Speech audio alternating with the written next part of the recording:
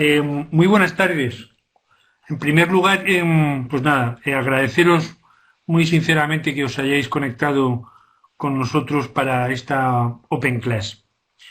Bueno, hemos seleccionado para hoy pues hablar de algunas de las incidencias que ha tenido el- la pandemia de coronavirus en el epicentro o una parte en el epicentro de nuestro país, como es la ciudad de Madrid y concretamente el Hospital Niño Jesús, que como conocéis, bueno, pues ha lidiado la pandemia como en general muchos hospitales pediátricos, con una diferencia sustancial de que ser un hospital monográfico tan, probablemente le ha sacudido incluso menos, tanto al personal como por los mecanismos de contagio y demás. Entonces, bueno, para esta pandemia en estos días, o en este tiempo, os voy a contar yo muy brevemente, algunos puntos iniciales de cómo nos organizamos o cómo se desarrolló la asistencia oncológica, en no de más de 2 o 3 minutos. Luego, Teresa de Rojas, también compañera del Hospital Niño Jesús, os contará la experiencia que publicamos o que hemos publicado de la ciudad de Madrid en las primeras 6 semanas de pandemia, exclusivamente en casos oncológicos. Y para finalizar, pues os contará también cómo ha sido nuestra experiencia con trasplante hematopoyético en el contexto de lo que es la pandemia de COVID, ¿no? Y luego al final pues haremos los comentarios o contestaremos las preguntas que os parezca oportuno. Entonces, sin más, bueno, pues como os decía, la primera parte, lo que es la introducción, básicamente, y algo de la experiencia, no de la experiencia en pacientes, sino la experiencia en organización, os la cuento yo.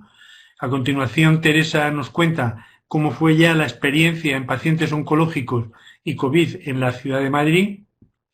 Y por último, Marta González Vicen pues revisa cómo ha sido la experiencia del Niño Jesús y cómo es la experiencia global de pacientes pediátricos que son sometidos a trasplante hematopoyético en el contexto de esta pandemia.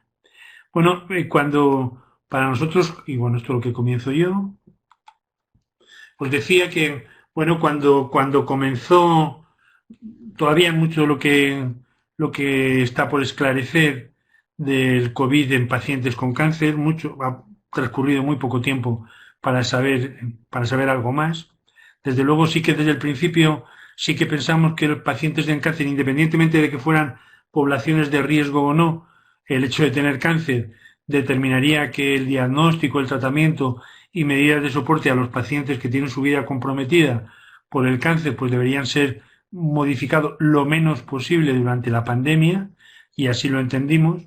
Como os decía, nosotros no tuvimos este problema, pero sí que compañeros del 12 de octubre, el Hospital Gregorio Marañón en Madrid, se trata de hospitales eh, que se encuentran dentro de hospitales generales, hemos comenzado bien, de los dos que he dicho, los dos son hospitales materno-infantiles, con lo cual no es el caso. Sería el caso, por ejemplo, de hospitales pues, como ocurre en otros lugares de nuestro territorio, en el que son servicios de pediatría o servicios de oncología en el contexto de un hospital general que tienen que hacer circuitos relacionados con personas, con pacientes y sanitarios que tienen un riesgo mayor porque son pacientes adultos, como podéis entender. Y luego ya desde el principio, pues pensamos que había que limitar la presencia de los niños en el hospital, aunque fuera un hospital exclusivamente pediátrico, y desde un principio, pues las consultas de larga supervivencia, hematología no maligna, vigilancia rutinaria de algunas enfermedades, pues desaparecieron y solamente se quedaron pacientes en curso o en seguimiento muy próximo. Desde el principio el personal sanitario fue castigado por muchos motivos, que no es el momento de analizarlo. En el servicio de oncología, pues 4 compañeros cayeron los primeros días. Los médicos y también esto lo aprendimos o contaron alguna persona, como por ejemplo Marta, que los médicos que van a hacer trasplantes no podrían atender a los pacientes COVID. El personal sintomático PCR como hemos hecho, volvería a incorporarse, de hecho ya están incorporados desde hace mucho tiempo, después de haber tenido 2 PCRs negativas.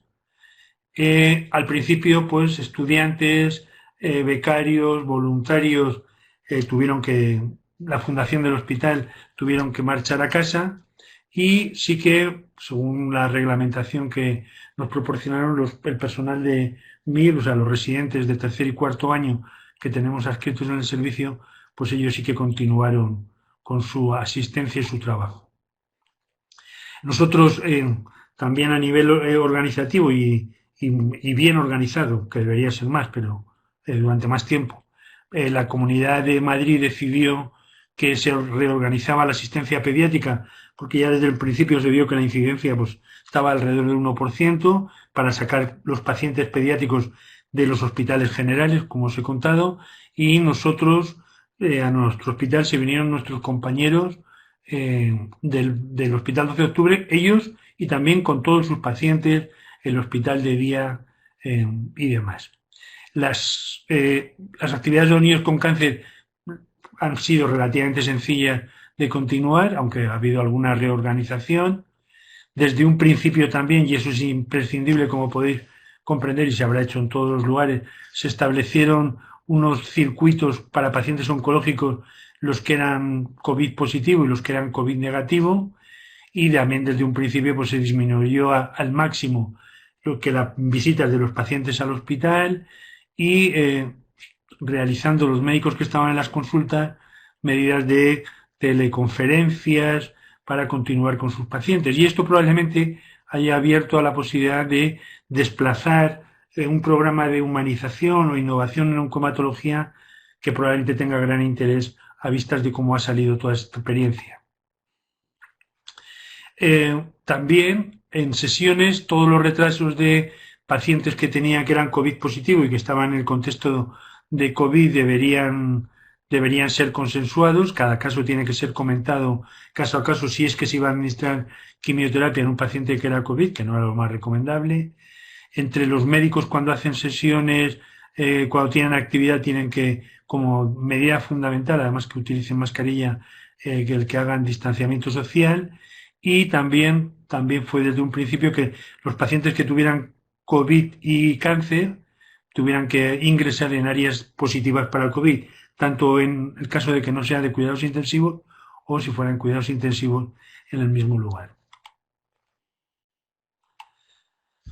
Esto también se lo sabrá mejor Marta, pero es de lo que hemos hecho. En la medida de lo posible, los trasplantes no emparentados se retrasaron, se reprogramaron. Todos los productos que iban a ser trasplantados tenían que estar en el hospital antes de que comenzara el acondicionamiento y, en general, los pacientes candidatos de trasplantes, donaciones, cirugía, procedimientos de aféresis, tenían que tener un resultado de PCR negativo antes de comenzar cualquiera de estos procedimientos.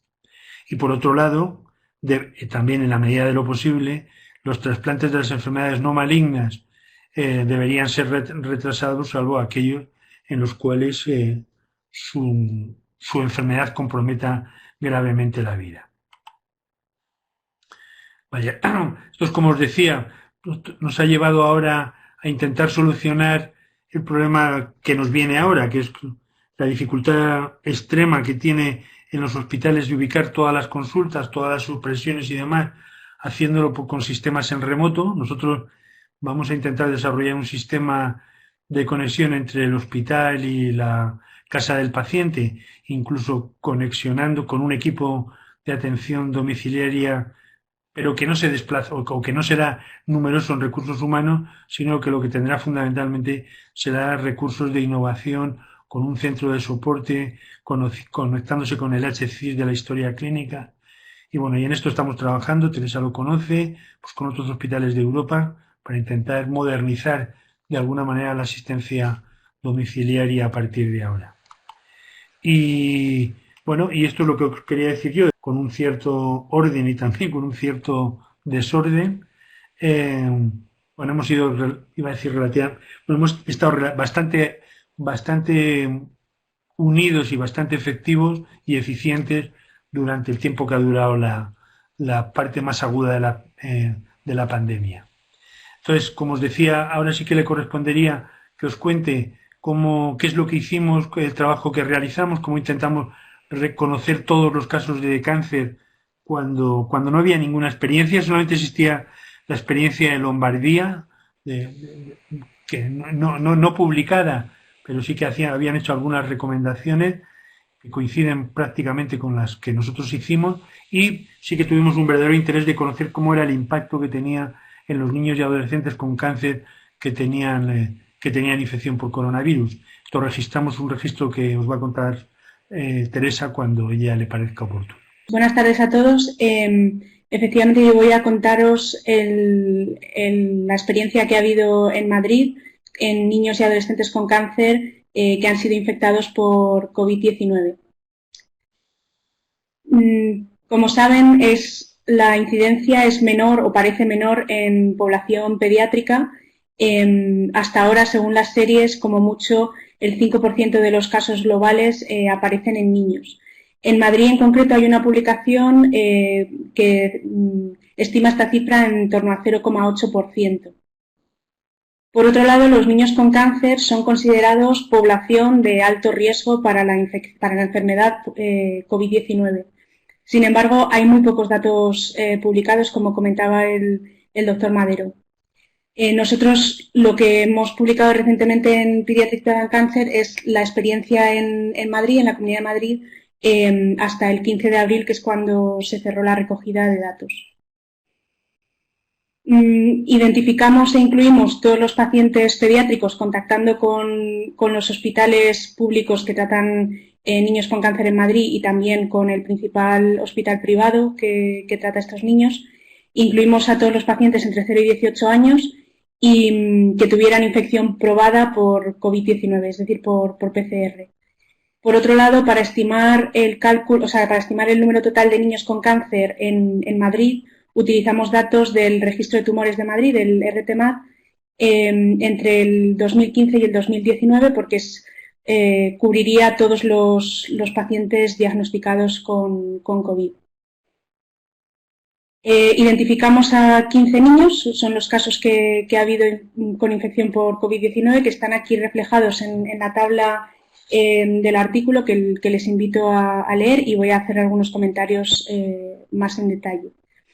La mediana de edad fue de 10 años y la mayoría de los tumores fueron neoplasias hematológicas. Como ven, casi 3/4 partes de los pacientes tenían ese tipo de tumores. Hubo 4 pacientes que además presentaron un trasplante hematopoyético previamente, con una mediana de intervalo hasta la infección por COVID de 209 días. La mayoría de los pacientes, el 60%, había recibido quimioterapia en los 15 días previos a la infección, y en 6 pacientes hubo que interrumpir o retrasar la quimio precisamente por esto, por la infección. Como ven, aproximadamente la mitad de los pacientes, 7 pacientes, tuvieron que ser hospitalizados con motivo de la infección por COVID-19. 4 ya lo estaban, es decir, que la infección fue nosocomial porque se infectaron estando ya en el hospital, y hubo 4 pacientes que se pudieron manejar de manera ambulatoria. Los síntomas más frecuentes fueron la fiebre y la tos, y hubo 2 pacientes asintomáticos que se diagnosticaron pues, por protocolo, por algún criterio protocolario del centro. Se realizó radiografía de tórax en la mayoría de los pacientes y se encontraron hallazgos patológicos, sobre todo infiltrados peribronquiales, en el 57% de los pacientes. En cuanto a los hallazgos más destacables del laboratorio, la mediana de leucocitos al diagnóstico fue de 3.200, la mediana de linfocitos de 580 y la mediana del dímero D, que como saben es uno de los marcadores de riesgo que se han descrito en la enfermedad por COVID, pues la mediana fue de 291 nanogramos mililitro. En cuanto al tratamiento específico para la infección, la mayoría de los pacientes recibieron hidroxicloroquina.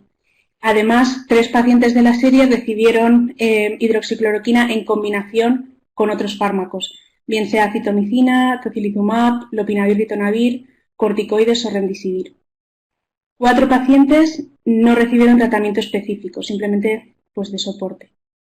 Además, no observamos toxicidades grado 3 o 4 debidos al tratamiento específico del COVID, y hubo 2 pacientes que necesitaron oxigenoterapia, pero solamente en gafas nasales. En general, todos los pacientes presentaron buena evolución, aunque 4 de ellos continuaban ingresados en el momento de la recogida de datos. Por último, la mediana de estancia hospitalaria fue de 8 días, aunque también con bastante variación en el rango. En cuanto a la epidemiología, el número total de niños con cáncer en Madrid lo estimamos en 1.140. Como les comentaba antes, esto está estimado a partir de los datos del RTMAD entre los años de 2015 y 2019. Por tanto, no se trata de los pacientes nuevos de este año, sino sería como más o menos el pool de pacientes con cáncer en la Comunidad de Madrid. El número de niños, por otro lado, el número de niños con cáncer infectados por COVID-19 en Madrid fue 15, por lo tanto, la tasa de infección sería 1,3 en esta población vulnerable para los 2 primeros meses de la pandemia en Madrid. Este estudio es relevante porque se recogen todos los pacientes pediátricos con cáncer y COVID-19 en Madrid, que es uno de los epicentros de la pandemia a nivel mundial. Además, la estimación que hemos hecho pensamos que es precisa en cuanto a la incidencia real en esta población. Primero, porque el número de pacientes susceptibles es bien conocido gracias a este registro RTMAD, y por otro lado, porque pensamos que hemos podido identificar todos los pacientes infectados gracias a la buena red de colaboración que existe entre los oncólogos infantiles en Madrid. Por otro lado, al tratarse de una población de riesgo, los pacientes pediátricos con cáncer se realizan test de manera exhaustiva y repetida, incluso en pacientes asintomáticos, como han visto. Esto contrasta con la población pediátrica general, ya que la mayoría de los niños sanos que no necesitan hospitalización, que son la inmensa mayoría, no están siendo testados, salvo en casos muy concretos. Por eso pensamos que esas tasas probablemente estén infraestimando la incidencia en la población pediátrica general. Por eso insistimos en que la prevalencia que presentamos es fiable en nuestra subpoblación, a diferencia de la población pediátrica sana u otras subpoblaciones, en la que puede ser más difícil hacer estos cálculos.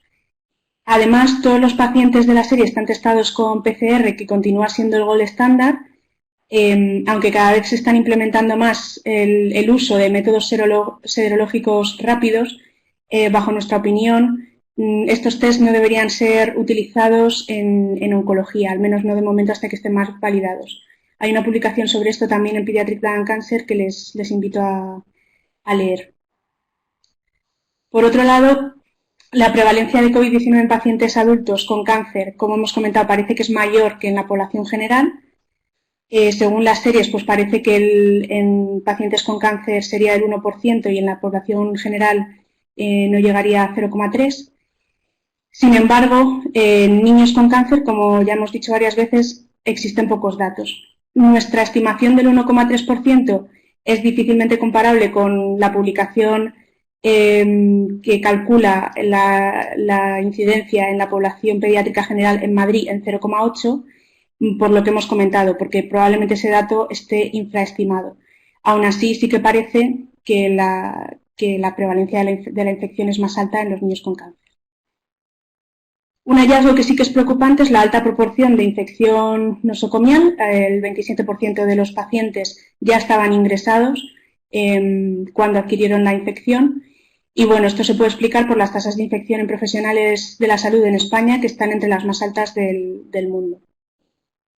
Los hallazgos clínicos, radiológicos y de laboratorio que hemos encontrado en nuestra serie son similares a los publicados para la población pediátrica general, así que ahí no hay gran cosa que destacar. Y bueno, aunque no hay evidencia suficiente para recomendar tratamientos específicos para la infección COVID-19, hay muchos ensayos en marcha, pero todavía no hay evidencia suficiente.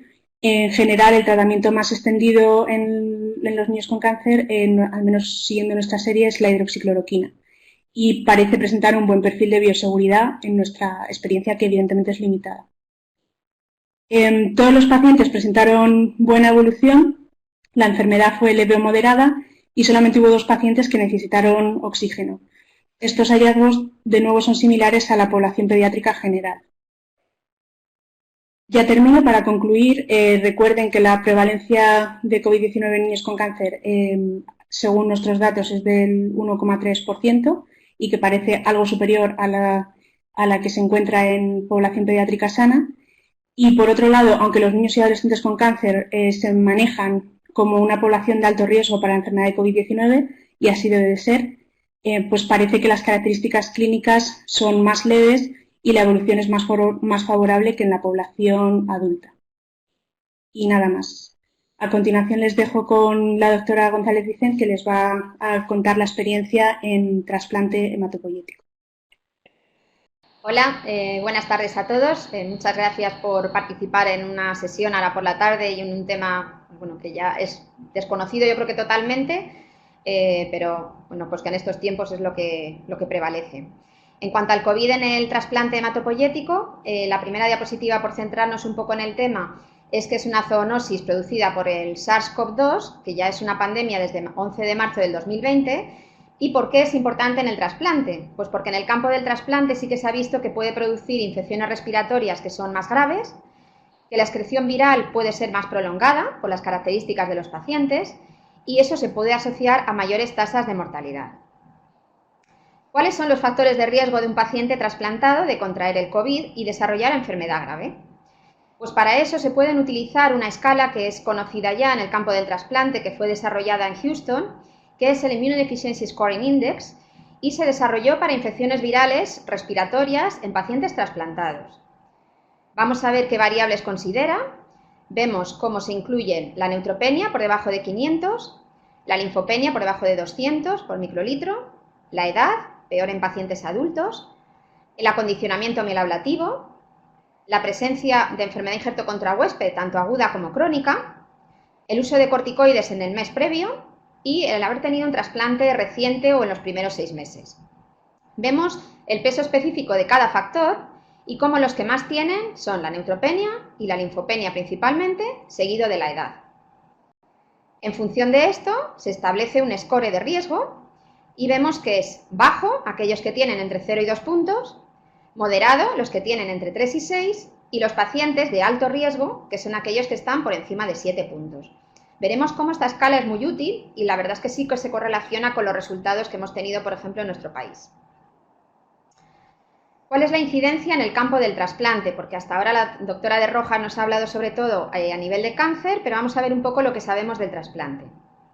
Este es el registro europeo de la EBMT, en el cual cuando se presentaron los últimos datos en abril, el 14 de abril, había 130 pacientes registrados. Como vemos, la mayoría son trasplantes halogénicos, casi 100 trasplantes, y había 13 países representados, de los cuales España está a la cabeza con 41 casos, seguido de Italia. Destaca que solamente había un paciente con CAR T-cells, el resto eran trasplantados, porque aquí se incluye todo tipo de terapia celular. La mediana de edad en el momento del diagnóstico de COVID era 54 en los pacientes con halogénico y 59 en los autólogos. Y destacar que solamente había 14 pacientes pediátricos. ¿Qué sucede en el registro americano? Hay 77 casos registrados en trasplante hematopoyético. Como vemos, 13 pacientes han fallecido, lo que supone un 16% de mortalidad, y el resto están, pues o resolviéndose o ya resueltos el cuadro. ¿Cómo se distribuye la estadística? Pues vemos que el 60% son varones frente al 40% que son mujeres. Se ha dicho, pues los factores que pueden influir en el por qué hay más representación en varones y realmente veremos luego que nuestros resultados es así. Parece que hay varios factores. Por una parte, el gen AC2, que está en el cromosoma X, está representado entre otros órganos, además de los pulmones, a nivel endotelial, también a nivel de los testículos. Eso haría que, que los varones tuvieran más cantidad. Por otro lado, se ha visto que las mujeres tienen más copias del Toll-like receptor 7, porque está también en el cromosoma X, con lo cual tienen menos receptor para el AC2, que hace que se infecten menos. Y luego, por otro lado, los estrógenos sirven de protección contra el virus, ya que frenan un poco el reclutamiento de monocitos macrófagos porque regulan una citoquina que los atrae, que es la CCL2. Es decir, todo esto es lo que hace, entre otras cosas, que los varones tengan cuadros más frecuentes y más graves. En cuanto a la terapia celular, en el 60% de los casos eran trasplantes halogénicos y destaca aquí también que solamente hay 3 pacientes con secundario a terapia celular con células CAR. Eso pues, es llamativo y lo que sí que estamos viendo es que es más importante probablemente para el desarrollo del COVID la inmunidad celular, es decir, la afectación de las células T, que las células B. Hemos tenido pacientes con linfopenia B e hipogammaglobulinemia, que es el caso de las aplasias después de los CARs, y sin embargo no han tenido cuadros graves.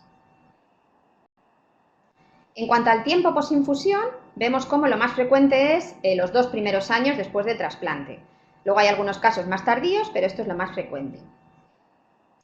Y en cuanto a la edad, predomina a partir de los 40 años hasta los 70 y vemos cómo pues, solamente hay 4 casos en pacientes niños o adultos jóvenes, es decir, la incidencia es también muy baja.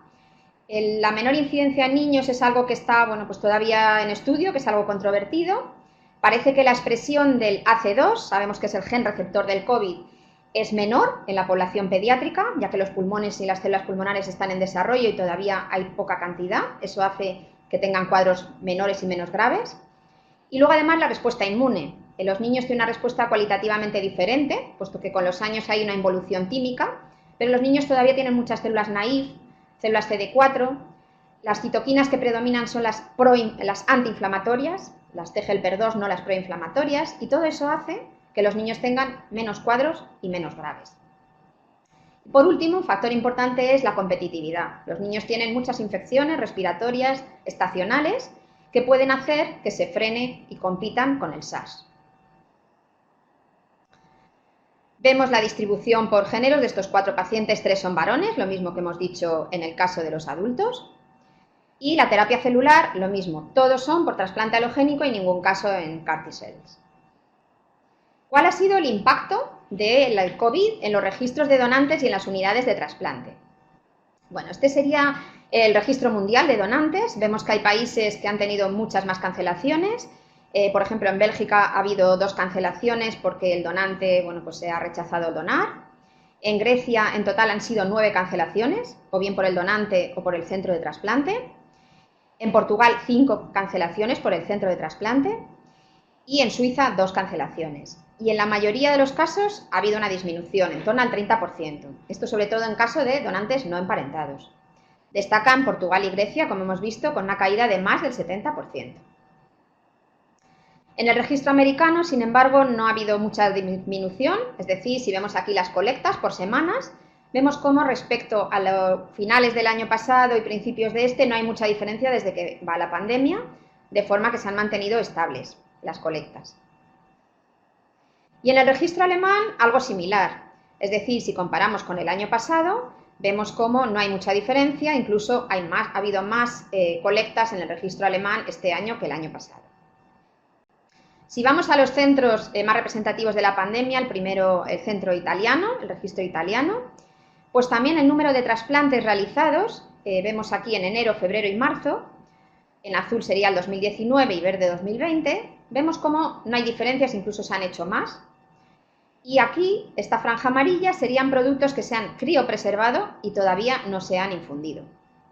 Es decir, como la recomendación, como ya veremos, es criopreservar los productos para asegurar que el paciente los puede recibir, pues hay productos que todavía no se han infundido. En nuestro hospital, la verdad que no hemos tenido muchas diferencias desde que va la pandemia, de hecho en marzo pues, hemos hecho más que el año pasado. Y en abril pues han hecho los mismos trasplantes que el año pasado, es decir, 6. Sí que hemos hecho menos no emparentados, puesto que ha habido 2 donantes que han rechazado donar. En cuanto a la clínica, la principal diferencia de los pacientes con COVID en el trasplante es que más de la tercera parte tienen afectación del tracto respiratorio inferior, es decir, neumonía por COVID, que puede producir cuadros graves. Esto va a ser muy importante, puesto que puede haber pacientes con una radiografía normal y con una PCR negativa, pero si tiene síntomas respiratorios del tracto respiratorio inferior, es necesario hacer un TAC de tórax, que además antecede en 5 días a la positividad de la PCR, es decir, puede ser la placa normal, la PCR negativa y tener en el TAC ya una neumonía por COVID. El pronóstico en estos pacientes obviamente es más grave. Este sería el registro de la EBMT, el registro europeo, el estatus a 14 de abril, y vemos cómo la mortalidad de los pacientes con COVID en el trasplante halogénico es del 22% y cerca del 10% en los pacientes con trasplante autólogo. En cuanto a la mediana de muerte, es bastante precoz, vemos que es en los primeros 10 días en el trasplante halogénico. Y ahora voy a presentar la experiencia que ha habido en España del Grupo Español de Trasplante Pediátrico, que se han recogido todos los casos que ha habido, que los 3 únicos hospitales que han tenido casos ha sido en trasplante el Hospital La Paz de Madrid, el Hospital Sant Joan de Déu de Barcelona y nuestro propio centro. Estas son los pacientes que se han reclutado, que han sido 8 casos. La mediana de edad es de 10 años y destacar lo que hemos dicho antes ya en adultos. De los 8 pacientes, 7 eran varones, que supone cerca del 90%. En cuanto al Lansky, eran pacientes con buen estado general, es decir, las comorbilidades aquí en este caso no funcionan, no es como en el campo de los adultos, casi todos tenían un Lansky del 80-90%, y los pacientes estaban en remisión completa.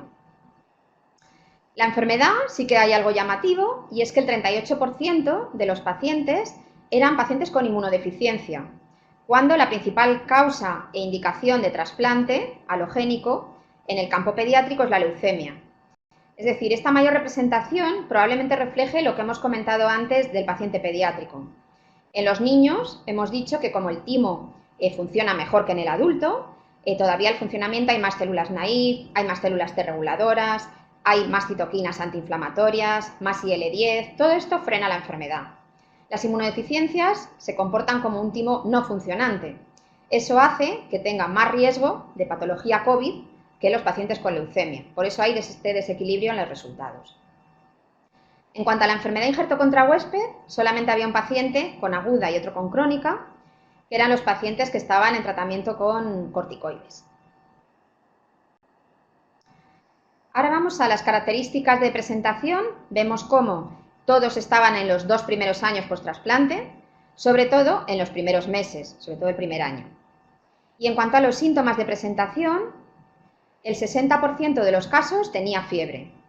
Los otros síntomas más frecuentes eran la disnea, la rinorrea y la faringitis. Si analizamos los neutrófilos, que recordamos que era uno de los criterios del EASI Score, vemos cómo no hay neutropenia por debajo de 500 en ninguno de los pacientes, ninguno tenía neutropenia, pero sí que hay una linfopenia, sobre todo en 2 casos, que ya veremos por qué luego es importante verlos. Hay 2 pacientes, que fueron los de evolución más tórpida, que tenían por debajo de 200 linfocitos, recordemos un criterio del EASI Score, y además eran los pacientes con mayor elevación del LDH y mayor ferritina y L6.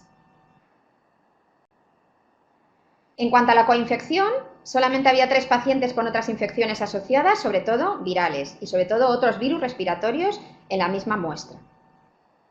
El tratamiento seguido ha sido principalmente la hidroxicloroquina, seguido del remdesivir, y en los pacientes que han tenido un cuadro inflamatorio con una neumonía que ha precisado cuidados intensivos, se ha asociado también tocilizumab y otros inhibidores pues como el anakinra o incluso pues algún paciente que ha necesitado infusión de linfocitos memoria.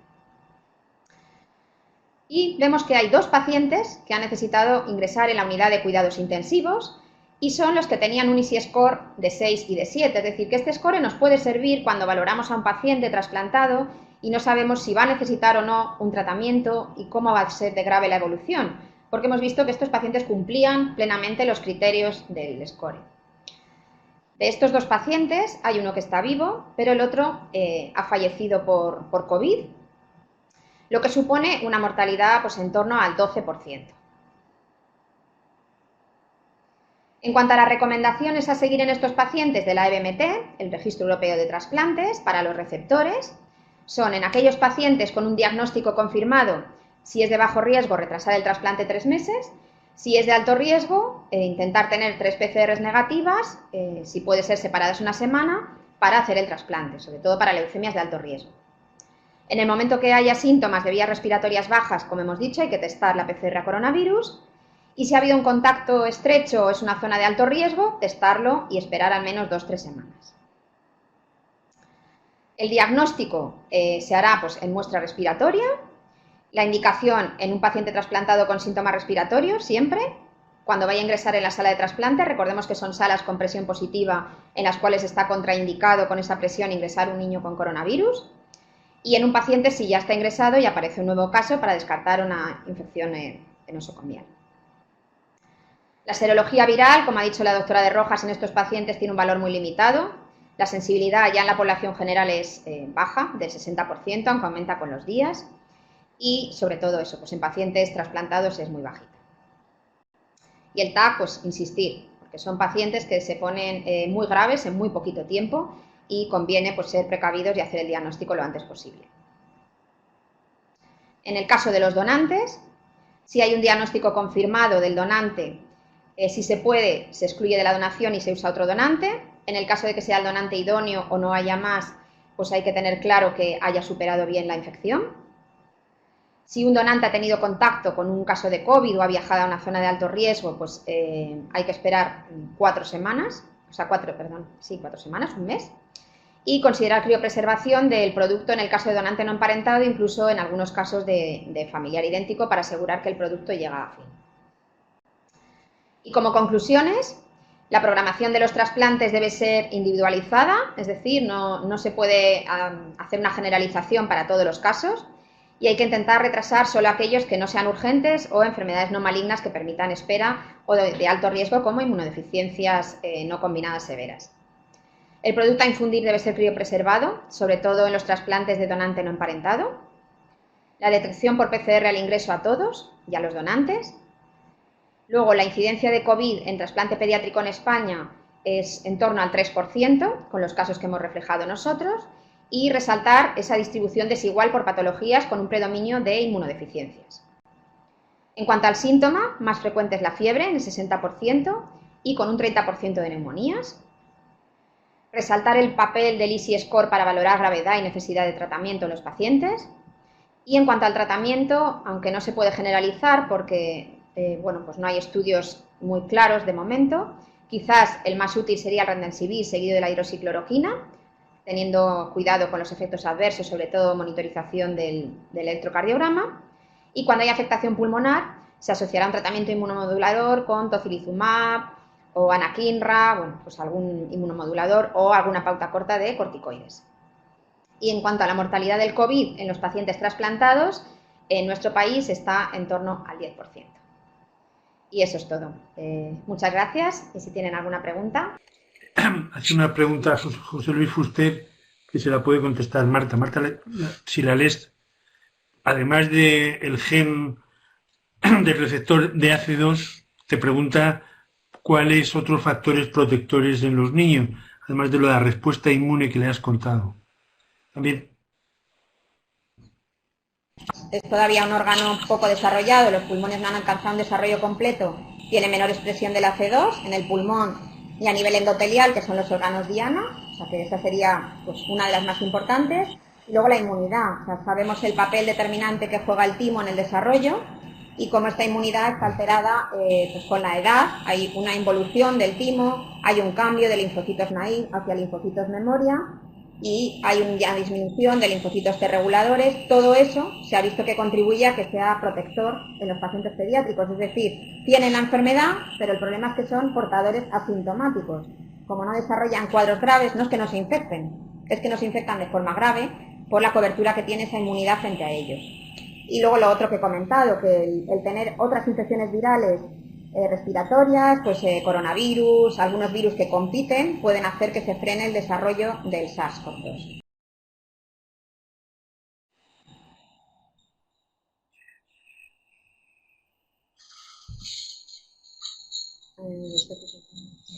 Bueno, mira, hay algunas preguntas en relación en lo que contaban, que pues, bueno, contestaré yo. Hace referencia a cuando se trata de hospitales que no son servicios de oncología o oncología pediátrica en el contexto de hospitales generales. pues obviamente los circuitos que deben tener estas criaturas de oncología pediátrica es, en la medida de lo posible, obviar todas las situaciones de riesgo que hay en un hospital. Claro, esto bajo el punto de vista de procedimientos de diagnóstico, terapéuticos, pues algunas veces tiene una cierta dificultad. Bueno, aunque tenga una cierta dificultad, parece evidente que se debe preservar a estos niños de alguna manera, pues haciendo circuitos exclusivos para ello.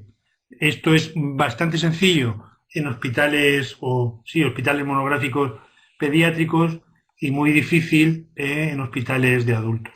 En ese sentido, yo alabo la experiencia que tuvo el Hospital 12 de Octubre de sacar sus pacientes de oncología pediátrica a otro hospital precisamente para intentar soslayar este problema. Otra pregunta que hace... Sí, te pregunta o para Teresa o para Marta, quien quiera. ¿Conocéis que incluso aquí en Madrid, por uso compasivo, se empezó a utilizar desde el principio un ensayo clínico, un uso compasivo liderado por el Hospital de Puerta Hierro, de utilizar plasma en pacientes con COVID en situación grave? La pregunta que hace un compañero es si tenéis alguna experiencia o conocimiento de que esto se ha hecho en pacientes pediátricos. A ver, en pacientes pediátricos trasplantados, que yo sepa, son casos aislados, es decir, la respuesta del suero de plasma de personas convalecientes de COVID en un paciente trasplantado siempre es mucho menor, igual que pues bueno, cualquier pauta de vacunación o de recuperación de anticuerpos por la situación inmune de los pacientes trasplantados. Entonces, sí que hay casos aislados, no conozco así experiencias de una serie de casos amplias, porque, pues como ha dicho el doctor Madero, casi todo está en fase de ensayo. Y sí que hay que ser un poco, pues bueno, cauteloso en los pacientes trasplantados porque hay riesgo de algunas complicaciones que en ellos serían más graves, pues tipo TRALI, ampliación de respuesta por anticuerpos y demás. Entonces, de momento, la verdad que nosotros no tenemos experiencia, en niños sé que hay casos clínicos aislados, pero no series como para tener resultados. Mira, perdona, Teresa. Nada, iba a decir que en cuanto a los ensayos abiertos que incluyan niños, como seguramente saben, el número de ensayos disponibles para población pediátrica en general es mucho menor al número de ensayos en población adulta. En esta situación de emergencia en la que además la población pediátrica se está viendo mucho menos afectada que la población adulta, los ensayos que están abriendo de manera rápida y en gran número y con diversidad de tratamientos, entre ellos el del plasma de pacientes convalecientes que mencionan, hasta donde yo sé no están disponibles para pacientes no adultos, o sea, por debajo de los 18 años. Otra cosa es que no me consta que se hayan utilizado como uso compasivo, pero quizá haya alguna experiencia en niños que hayan estado graves.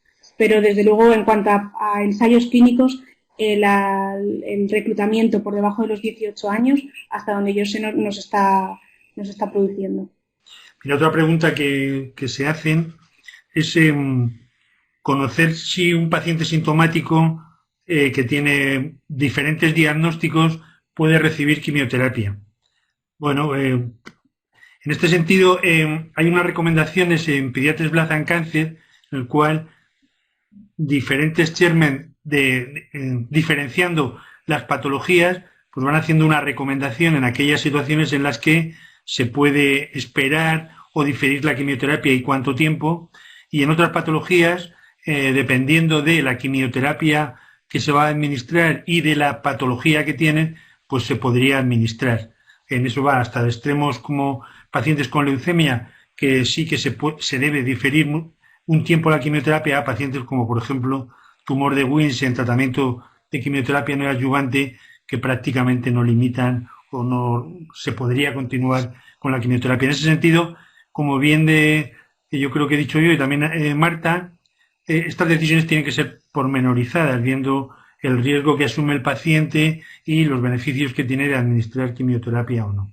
Así que yo en este caso sí que la quimioterapia debe ser evaluada caso a caso, y también hago mención a las recomendaciones de estas que aparecen en Pediatrics Blood and Cancer. Esas recomendaciones les acabo de mandar el link en el chat que va directamente al artículo, por si se lo quieren descargar.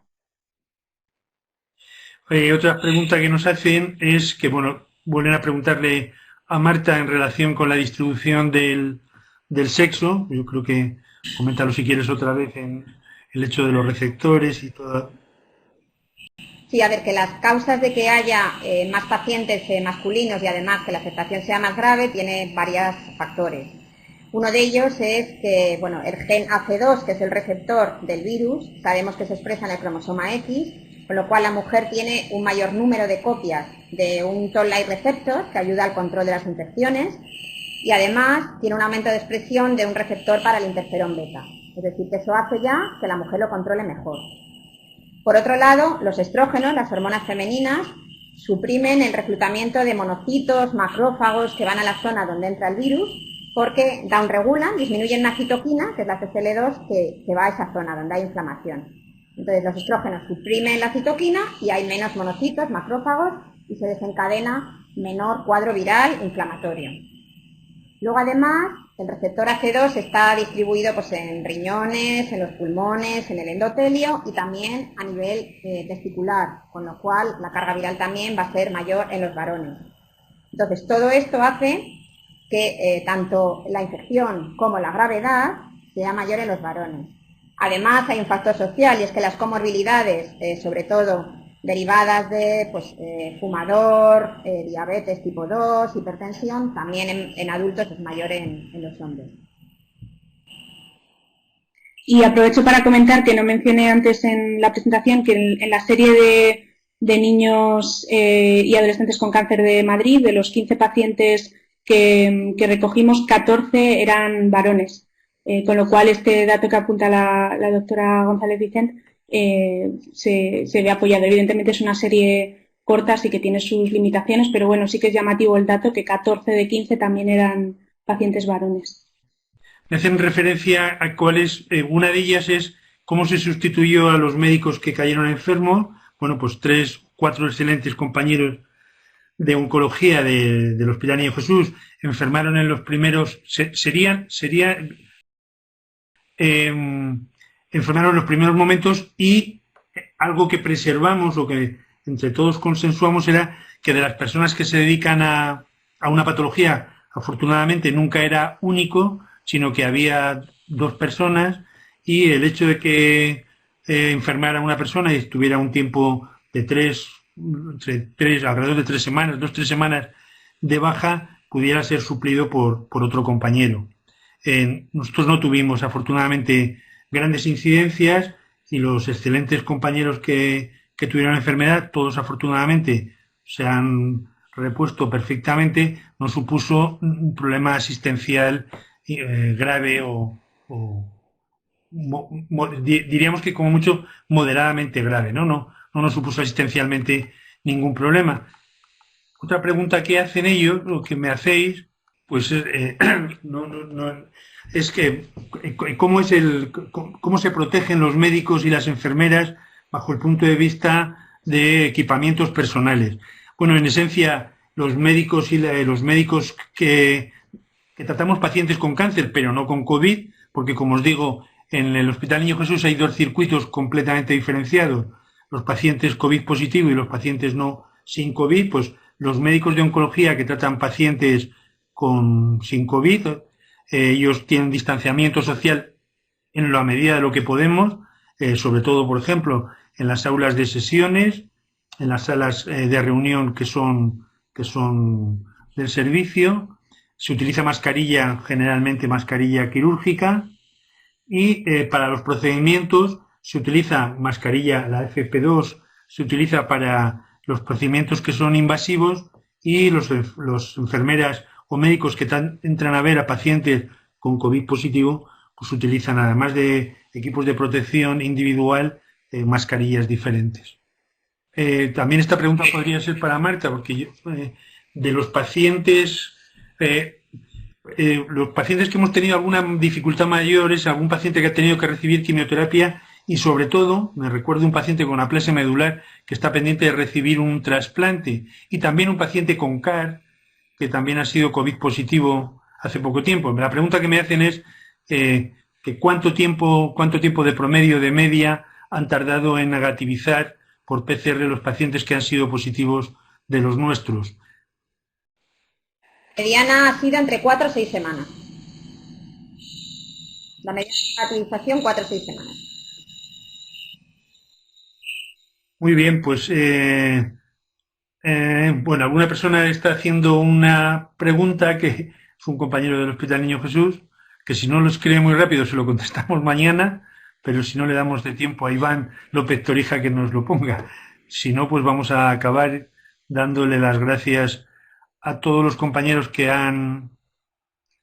se han conectado para estar un rato con nosotros, que creo que les ha sido satisfactorio y sobre todo que hayan adquirido algún conocimiento que les pueda valer en su ejercicio. Hay más preguntas. Pues, ¿lo has visto tú? ¿No? Sí, preguntan si hemos probado a utilizar la hidroxicloroquina para reducir el tiempo de negativización. Eso no lo podemos saber. Utilizar la hidroxicloroquina, que es el tratamiento que más se está utilizando en estos pacientes, al menos en Madrid, que se utiliza en la mayoría de ellos. De hecho, no podemos dar respuesta a esa pregunta porque se está usando por uso compasivo. Hasta que no empiece a haber más datos de los ensayos clínicos que están en marcha a nivel internacional, realmente no podemos comparar ni podemos sacar conclusiones de lo que observamos en nuestros pacientes. Muy bien, pues como digo, muchísimas gracias por vuestra atención y nos veremos próximamente. Muchas gracias. Gracias. Gracias.